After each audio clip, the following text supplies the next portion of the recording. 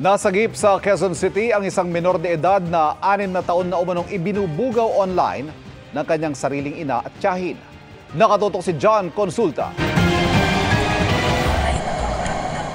Sa surveillance video ng National Bureau of Investigation, makikita ang mga dayuhang nagpanggap na kliyente at ang dalawang subject ng operasyon, pagsakay ng van. Nag-ring. Okay na, nag-ring.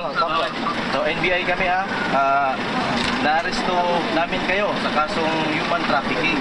Huli ang magkapatid na sangkot sa online kalaswaan, ang mismong ina at ang tiyahin ng sinagip na biktima. Ayon sa NBI, ilang taon nang ibinubugaw ang bata sa pamamagitan ng online app. 25,000 piso raw ang alok kapalit ng face-to-face na live show sa mga dayuhan sa isang hotel sa Quezon City. Engage in selling live and recorded sex video content.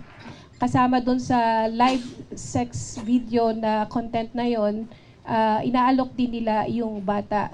This started when the child was still 5 years old. Ngayon, ang child ay 11 years old na. Sa aming panayam, inamin ng ina ang kanyang ginawa. Wala daw po na gagawin na kahit ano, walang touching daw po ganyan. Malaking pera din po kasi yung sinabi. Siyempre, inisip ko rin po magkakaroon ng school. Kailangan ng budget. Ganyan, tapos palipat pa kami. So yun yung naisip ko na pinaka best na way para makuha ng pera.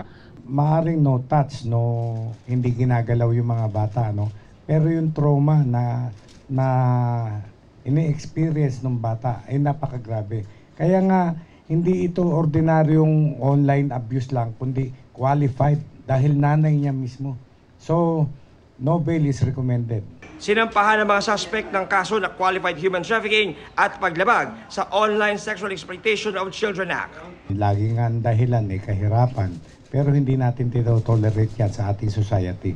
Para sa GMA Integrated News, John Consulta, nakatutok 24 oras.